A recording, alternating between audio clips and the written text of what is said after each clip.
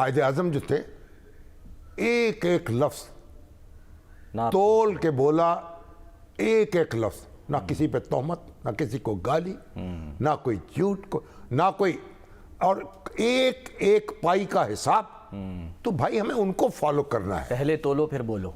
पहले तोलो फिर बोलो, और उसके बाद और तीसरे दर्जे घटिया बात जुबान पे न लाओ। इख्तलाफ जो करो। आप अक्सर कहते हैं ना कि हाथों से जो गिरें बांधी जाती हाँ, हैं, पंजाबी का मुहावरा है। जो हाथों से गांठें लगाई जाती हैं, गिरें बांधी जाती हैं, उन्हें दांतों से खोलना पड़ता है, और बादों का तो खोलते खोलते दांत टूट जाते हैं या खट्टे तो हो ही जाते हैं। खट्टे तो हो ही जाते हैं। एग्जैक्टली। आगे बढ़े सर। चलिए, आसिफ अली जरदारी साहब जो हैं वो सदर नहीं रहे। जरदारी साहब ने आया कि सदर नहीं रहे, वो सदर नहीं रहेंगे, इस्तीफा दे दिया पार्टी सदारत या देने का ऐलान किया। जी हाँ, पीपल्स पार्टी सर दे दिया उन्होंने। देखिए, पार्लिमानी निज़ाम जो है, दिया उन्होंने। पार्लिमानी निज़ाम का ये तकाजा है कि सदर पार्टी पॉलिटिक्स से ऊपर हो, ये तनकीद हो सदर रही किसी थी। पार्टी का सरबराह ना हो। कायदे-ए-आज़म मोहम्मद अली जिन्ना जब गवर्नर जनरल मुंतखब हुए, अच्छा, तो उन्होंने मुस्लिम लीग की सदारत से इस्तीफा दे दिया। ऑल इंडिया मुस्लिम लीग के सदर रहे, फिर उसके बाद इजलास बुलाया गया, पाकिस्तान मुस्लिम लीग की बुनियाद रखी गई, अच्छा, और उन्होंने इस्तीफा दे दिया खुद से दिया या उनको? खुद। अच्छा, अपने से। और चौधरी खलीकुज़्ज़मान फिर उनकी जगह कन्वीनर मुंतखब हुए, जो पार्टी को ऑर्गेनाइज करने के लिए। तो ये जो है कि सदर मुमलकत जो है, अब लोग तो ये कहते हैं कि वजीर आजम को भी पार्टी सरबराह नहीं होना चाहिए, लेकिन वो तो एक अलग कहानी है। अब जैसे अब हमारे शहबाज शरीफ साहब जो हैं, उनकी सदारत पे हाथ साफ हो रहा है ना। हाँ जी बिल्कुल। बात तो राना सनाउल्लाह अब तो उनको मिल गया, चौका मिल गया ना, हाँ, मुशीर बना दिया, मुशीर बन गया सियासी अमूर के। तो बहरहाल अब वो रेजोल्यूशन कर रहे थे ना पंजाब की मुस्लिम लीग में कि भाई नवाज शरीफ साहब सदारत संभालें। हाँ जी। तो नवाज शरीफ साहब सदर बन जाएंगे तो बन चलिए, शहबाज शरीफ साहब जो हैं वो अपना काम करेंगे वजारत उज़्मा का। तो लेकिन बहरहाल वजीर आज़म को पाकिस्तान में हम तो मुतालबा करते रहे हैं, पार्टी का ओहदा और हुकूमत का ओहदा अलग होना चाहिए, लेकिन कोई वजीर आज़म मान के नहीं देता इसको।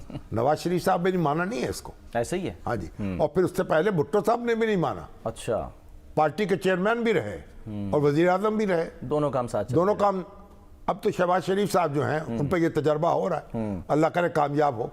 तो और बहरहाल आपने खलीकुज़्ज़मा साहब का जिक्र किया, वो रिश्तेदार तो नहीं थे कायदे आज़म के? चौधरी खलीकुज़्ज़मा का ताल्लुक रिश्तेदारी से? मैं इसलिए कह रहा हूँ कि वो चौधरी थे। अब जो नया नाम आ रहा है पार्टी की सदारत के लिए, पीपल्स पार्टी पार्लियामेंटेरियन की, वो तो फरियाल तालपुर साहब। ओहो, वहाँ एक नाम ले दिया किसी ने, मोहतरमा फातिमा जना का। अच्छा, मुस्लिम लीग कौंसिल के इजलास में, अच्छा, कि मोहतरमा फातिमा जना को सदर बना लिया जाए, और कायदे आज़म का जानशीन। क्या कहा फिर कायदे आज़म को इतना गुस्सा आया कि वो उठ के चले गए इजलास से। बताएं। उन्होंने इसे तौहीन समझा अपनी, और मोहतरमा फातिमा जना का तो ये हाल था, वो मुस्लिम लीग की वर्किंग कमेटी की मेंबर नहीं थी। मुस्लिम लीग की वर्किंग कमेटी की मेंबर बेगम मोहम्मद अली थी, मौलाना मोहम्मद अली जौहर की बेवा जो थी, वो वर्किंग कमेटी की मेंबर थी, और पूरा निकाब ओढ़ती थी, बुर्का पूरा पहनती थी, और उसी तरह शरीक होती थी इजलास में। और मोहतरमा फातिमा जना ने खुद लिखा है कि जब मैं पूछती हूँ कायदे आज़म से कि आज वर्किंग कमेटी में क्या हुआ, तो मुझे कुछ बताते ही नहीं हैं। अच्छा, और कहते हैं तुम बेगम मोहम्मद अली से पूछ लो। ओहो, और बेगम मोहम्मद अली वो तो मुझे हवा भी नहीं लगने देती। क्या बात है तो यहाँ तो जनाब बाल बच्चे सारे बैठे होते हैं, सर, यही तो तनकीद होती है और कि वो और हुकूमत जो है एक ही खानदान के अंदर मासी का बेड़ा बना लिया। वो बात यह है कि ये खानदानी जमहूरियत जो है, ठीक है, खानदान में अगर जौहर काबिल है तो वो भी आए आगे। क्या इनसिक्योरिटी क्या होती है सर? कोई इनसिक्योरिटी तो होती होगी ना कि क्या जमात को लेके भाग जाएगा कोई दूसरा? आदत हो गई अब तो। अब इंडिया में भी ऐसा हो रहा है ना, अब MNA होते हैं, वो कहते हैं मेरे बेटा मुझे जानशीन बन जाए। तो मतलब ये है असल, अब ये भी और कर रहे हैं कि जरूरी नहीं है। अब भुट्टो साहब थे ना, उनकी जगह उनकी बेटी ने संभाली है, ठीक है, बेटे नहीं। और जो उनके वो जो कर्नल रफ़ी थे जो उनके साथ थे, उनके सिक्योरिटी के इंचार्ज थे, जी, और उनके साथ उन्होंने आखिरी ये रावलपिंडी जेल हाँ में जी। उनके साथ दिन गुजारे जा रहे थे, बिल्कुल। वो लिखते हैं कि भुट्टो साहब ने कभी अपने बेटों का जिक्र नहीं किया अपने जानशीन के तौर पर, या आपने बड़ी उनकी लियाकत की कोई बात नहीं की। जब भी बात करते थे बेनजीर भुट्टो की करते थे। और मिलने भी शायद वो वही बड़ी ज्यादा- लायक बेटी है मेरी। हाँ, वो तो बच्चे तो बाहर चले गए थे ना, वापस कैसे आते? वो तो जुल्फकार बना के बैठे हुए थे। तो फिर सही बात है। वो तो उनका तो आना मुश्किल था। तो फिर आखिरी यानी बेनजीर भुट्टो की जो सलाहियत थी, और अभी यहाँ भी नवाज शरीफ साहब की जो जानशीनी है, तो वो हुसैन या हसन के पास नहीं आई, मरियम नवाज साहिबा के मरियम नवाज के पास आई है। तो मरियम में कुछ ऐसा जौहर है ना जो उनमें नहीं है भाइयों में। तो सर फिर खुद बनने के बजाय जानशीनी मतलब नहीं सदारत तो दे पार्टी दें। का मामला है ना। हाँ, नहीं। मगर जो उन्होंने साबित भी किया है ना, अब वो हसन और हुसैन वो कोई सियासत में दिलचस्पी भी नहीं है उनको। वो तो ज़ाहिर कारोबार वो अपना कारोबार कर रहे हैं, अल्लाह अल्लाह करते। हुसैन तो माशाल्लाह अल्लाह अल्लाह करते बहुत ज्यादा। अच्छा। लेकिन जैसे अब्बास शरीफ थे वो भी अल्लाह अल्लाह करते थे, इनके छोटे भाई। जी और बात यह है कि मरियम जो है वो एक ये है, he is made of a different metal, अच्छा, एक दूसरी धात की बनी हुई है।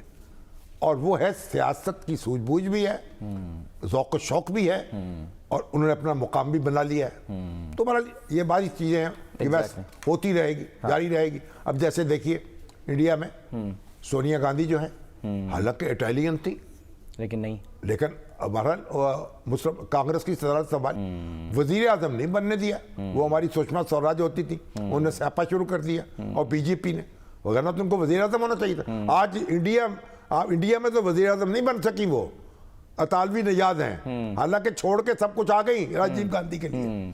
और इंग्लैंड में आप देखें, लंदन में क्या हुआ, वो बन गए ना सुशी सोनाक, हाँ जी, हैं इंडियन, हाँ जी, ऋषि इंडियन ओरिजिन के, ऋषि सोनाक इंडियन ओरिजिन के, बिल्कुल। और वहां बन गए भारतीय निजात। तो ये है जमहूरियत जो है उसके अपने मामलात हैं। सर लेकिन अभी लग रहा ऐसा है कि शायद कोई जो मामला है, एजुटेशन जो है वो शुरू हो गई है, क्योंकि एक तरफ हम देख रहे हैं आज पीटीआई ने भी वो किसानों के हक में किया। एजुटेशन, हाँ जी, अब किसानों को, हाँ, किसानों के उम्मीदें वाबस्ता आज है। सर पीटीआई ने वाइट पेपर भी जारी किया है, 300 सफ़ात पर मुश्तमिल, उन्होंने जी वो जो इलेक्शन में मुबैना धांधली के ऊपर। अच्छा, अभी आया मौलाना है, साहब, 300 सफ़े हैं। जी हाँ, इस तरह के वाइट पेपर हम बहुत पढ़ चुके हैं। देख चुके हैं। 1977 के इलेक्शन पर वाइट पेपर आया। अच्छा। और वो तो फिर मार्शल्ला ने जारी किया था, वही ज़ख़ीम था। और फिर उसके बाद 1900 बाद में जो 88 का इंतखाब है, 88 उस पे जनाब पीडीए होती थी, हमारे जीडीए, वो खुर्शीद कसूरी साहब थे सेक्रेटरी जनरल, उन्होंने एक मोटा सा वाइट पेपर जारी किया।